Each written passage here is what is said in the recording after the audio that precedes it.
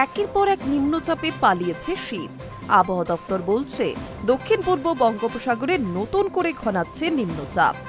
শনিবার নিম্নচাপ অঞ্চল তৈরি হবে, যা আগামী 48 ঘন্টায় সুস্পষ্ট হবে।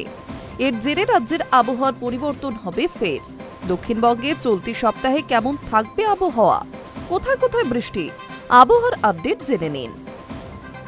নভেম্বরের শুরু থেকে ভোর ও রাতে বেশ ঠান্ডার শিরশিরানি অনুভব হচ্ছিল, তবে গত কয়েকদিনে তা আর নেই দক্ষিণবঙ্গে। দিনের বেলায় গরম আর অস্বস্তি, নভেম্বরের শেষে এসেও ফ্যান চালাতে হচ্ছে। আবহাওয়া দপ্তর বলছে রবিবার পর্যন্ত রাজ্যের বিভিন্ন জায়গায় কিছুটা বেড়ে যেতে পারে। আগামী 4 থেকে 5 দিনে বিশেষ হেরফের হওয়ার সম্ভাবনা নেই তাপমাত্রার। দক্ষিণবঙ্গে রাতের তাপমাত্রা এক ধাক্কায় 2 ডিগ্রি বেড়ে যেতে পারে চলতি সপ্তাহে।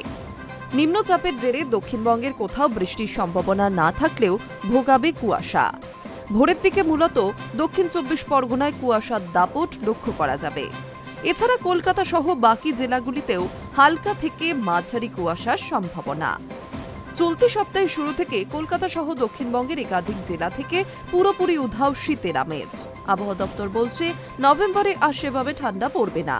ফের শীত ফিরবে ডিসেম্বরের প্রথম সপ্তাহের পর। অর্থাৎ আপাতত শীতের জন্য অপেক্ষা করা ছাড়া আর কোনোই উপায় নেই। সব মিলিয়ে মাথায় হাত শীত বিলাসীদের।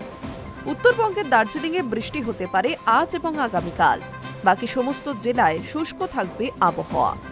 আগামী কয়েকদিন ভোরের দিকে উত্তরবঙ্গের বেশ কিছু জেলায় ঘন কুয়াশার দাপট দেখা যেতে পারে। দৃশ্যমানতা কমে যাওয়ার সতর্কতা জারি করেছে আবহাওয়া দপ্তর।